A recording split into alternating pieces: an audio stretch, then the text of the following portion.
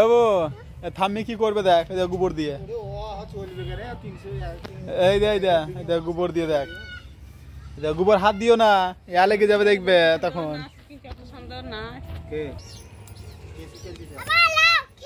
কি খেলবে? কি বল ওটা? বল, ওটা লেগে যাবে না? সর, থাম্মি নিকাবে, থাম্মি নিকাবে বাবু, এনে খেলো না উঠোনে। কি বাবা? দাও ছোড়ো।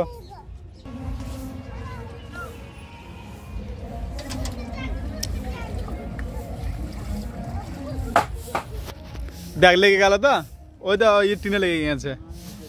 আর এখানে মামন ঝাঁট দিচ্ছে, কেননা পিরিয়ডও খুব খারাপ হয়েছিল, মানে খুব নোংরা হয়েছিল। কি বাবু? ঠিক আছে, ফেলে দিচ্ছি, দাঁড়াও।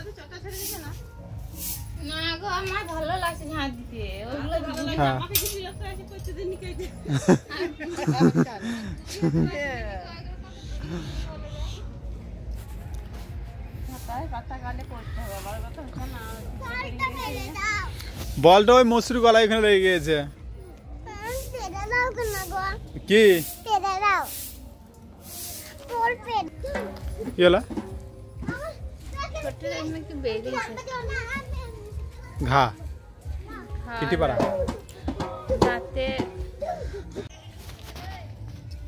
একটু পরে গোবর হবে। তো বন্ধুরা, এখানে মা শুরু করে দিয়েছে নেকাতে, আর এখানে মামুন বসে আছে, কেন তোমরা তো জানো যে মামুনের অবস্থাটা কেমন। আর এখন প্রায় 5টা 15-20 বেজেই গেল। তো বন্ধুরা, আগে তোমরা অনেকবার দেখেছো ভিডিওতে যে এই উঠোনটা মা অনেকবার নিকাতে দেখেছো তোমরা, তো আবার নিয়ে চলে এসেছে সেই ভিডিওটা। তো কেননা বারবার আমাদের নিকাতে হয়, বারবার বলতে 15 দিন 20 দিন 1 মাস পর পর নিকাতে হয়, কেননা মাটির অবস্থাটা দেখতে পাচ্ছ, মানে মাটিটা খুবই খারাপ আর কি। মানে হাঁটা চলা হয় এবং ছাগল গরু সমস্ত কিছু ওপর দিকে যায়, হেঁটে চলে বেড়ায়, তো মাটিগুলো সব উঠে উঠে যায় আর কি। তো নিকালে পরে কি হয়, মানে দেখতে খানি ভালো লাগে এবং মাটিটা উঠে না। আর শুধু উঠোনটা বলে না, আমাদের জ্যাঠাই বাবা ভেঙে দিয়েছ, বাহ খুব ভালো করেছো। কেননা এই পীরের যে মাটিগুলো সেইগুলো খুব খারাপ, এই দেখো চটা উঠে যাচ্ছে দেখতে পাচ্ছ। তো প্রত্যেক মানে সপ্তাহে 3 থেকে 4 দিন করে নিকাতে হয় পীরেটা আর কি, বারান্দাটা। আর মামুন বসে আছে, তার কারণ তোমরা তো ভালো করেই জানো যে মামুনের অবস্থাটা কেমন। কেননা মা তো কোনো সময় মামুনকে কাজ করতে দেয় না, কেননা মায়ের বাড়িতে যখন ছিল তখন তোমরা দেখে থাকবে যে ওর মা মানে মামুনের মা কোনো সময় কাজ করতে দিত না, আর এখানে আসার পর মা মামুনকে কোনো কাজ করতে দেয় না আর কি। আর জল খাইলে তো এমনিতেও ঠান্ডা লেগে যায়, ঠান্ডা লাগলে পরে প্রচণ্ড খারাপ হয়ে যায় শরীর, সেই জন্যে ও এখন রেস্টে আছে, বা রেস্ট দেওয়া দরকার আছে, সেই জন্য ও এখন আরামে আছে। কোথায় ডিউটি? হ্যাঁ, বাবার সঙ্গে চলে যাও, চলে যাও, বাবার সঙ্গে চলে যাও, চলে যাও, তুমি চালাও, বাবাকে পিছনে বসিয়ে দাও।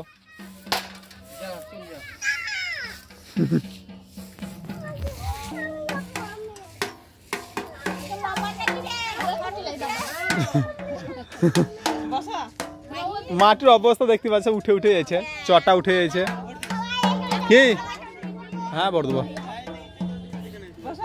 হ্যাঁ ইটে, হ্যাঁ জল দিন দিচ্ছে।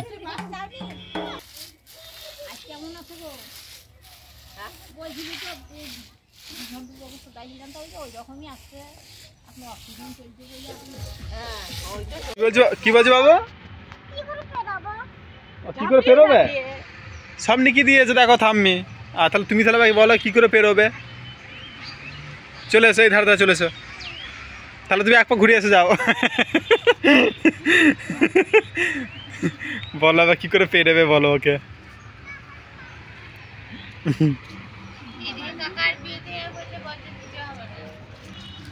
কি করে বাবা? উলিয়ে বাবা রে, মেয়েটার বুদ্ধি দেখো।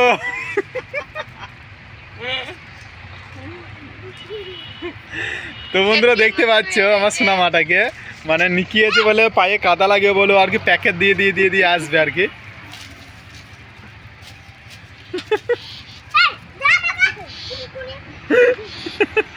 দেখছো তো মায়ের বুদ্ধি দেখো, আমার সোনা মাটাকে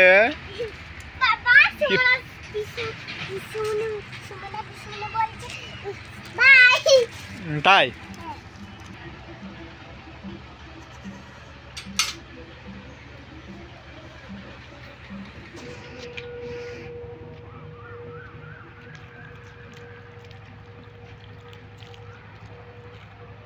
কিরম বুদ্ধি, হেঁটে হেঁটে আসছে, আবার প্যাকেটের উপরে হেঁটে হেঁটে আসবে।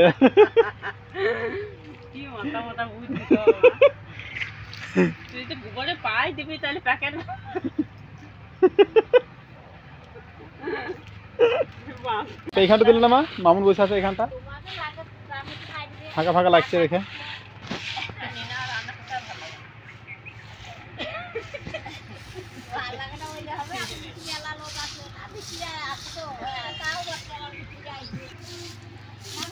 মামন